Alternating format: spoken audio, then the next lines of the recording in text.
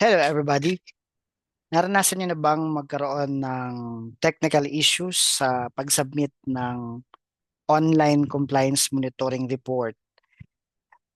Kadalasan ma-i-encounter niyo yan kapag ang ating environmental compliance certificate ay manually issued. At kapag manually issued, hindi recognize ang ECC control number sa compliance monitoring report system.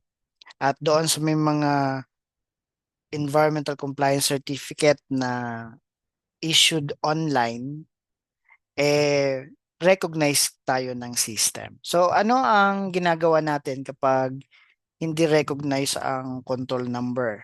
Siyempre, magre-request tayo na ma-encode yung ECC information para ma-recognize ng online compliance monitoring report system at makapag-proceed sa pag-submit ng online compliance monitoring report.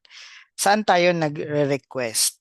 Siyempre doon sa concerned EMB regional office, lalong-lalo kung saang region na issue ang ating ECC. So we will be requesting for encoding of the basic information sa concerned EMB regional office. Kadalasan, nag-prepare tayo ng official letter of request at this point in time, would like to share yung sample. Again, this is not a prescribed template. Sample lang ito na pwedeng maging pattern mo kapag magre-request ka ng encoding ng basic project information. So we have here yung sample request letter. Meron ka ditong company letterhead and then yung date.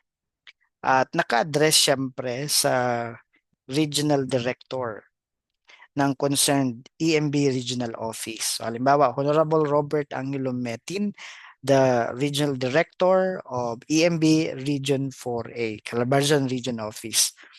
At yung address, 4th floor, PITX, Tower 2, Barangay Tambo, Parañaque City. At ano yung subject nitong request? Letter of request for encoding of basic project and ECC information. Pwede nyong palitan yan. Sample lang naman yan.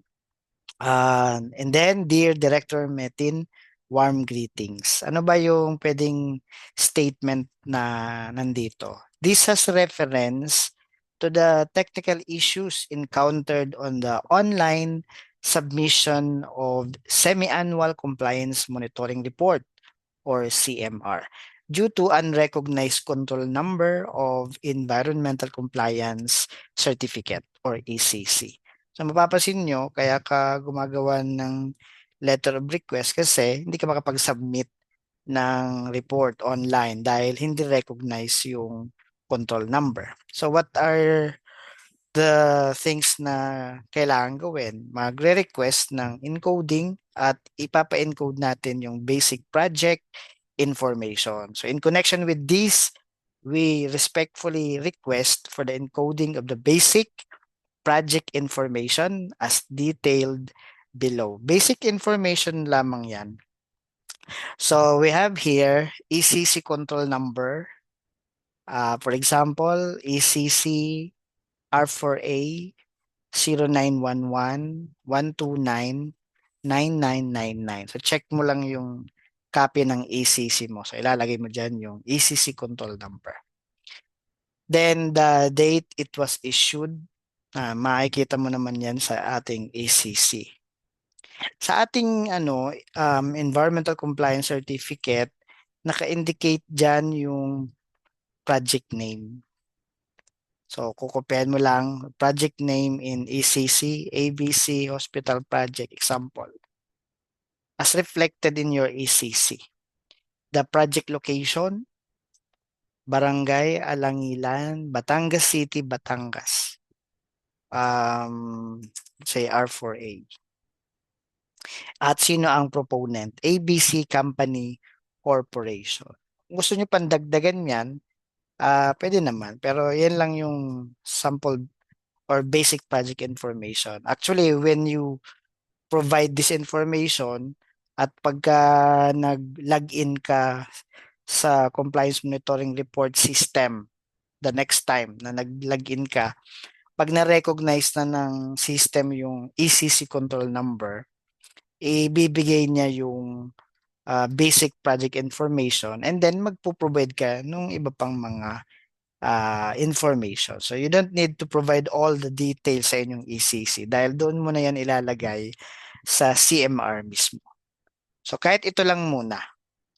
At syempre, hindi pwedeng ilalagay mo lang dito sa request letter. It will be more better if you submit, if you attach in your request copy of your ECC.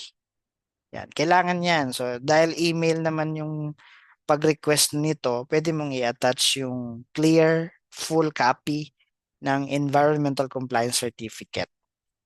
And then to establish the competent evidence of identity nung nagre-request, lalagay mo dyan yung valid government ID mo sa email as attachment. So hoping for your kind action on this matter. Thank you very much. Very truly yours. Pangalan ng Marging Head. Mapapansin nyo, this is a official letter, kaya maganda yung highest executive officer na rin ang nakapirma. Or pwede rin ang pollution control officer. So here, sample lang, the name of the Marging Head, date signed. So after po nitong magawa mo itong letter, pipirmahan mo ito sa Marging Head. So basically, yung PCO na ang gumagawa nito. Papapirmahan na lang sa Marging Head. And isasubmit mo ito sa record section. So via email sa record section ng concerned EMB regional office. So pwede ang record section iraroute doon sa support, yung IT support. At sila na yung mag encode doon sa compliance monitoring report system. So the next time na mag-login ka at gagamitin mo na tong ECC control number, once na na-encode na yan sa system, makakaproceed ka na sa pag-submit ng online semi-annual compliance monitoring report. So I hope may natutunan tayo kung paano mag-request ng encoding ng basic project and ECC information. I hope na makapag-submit tayo ng ating compliance monitoring report online at yung report na yan, nagagamit yan yung mga compliance natin sa ECC condition, nagagamit natin yan as a proof of compliance. At syempre yung data naman na isinasubmit mo sa EMB when you submit compliance monitoring report na gagamit for policy and decision making.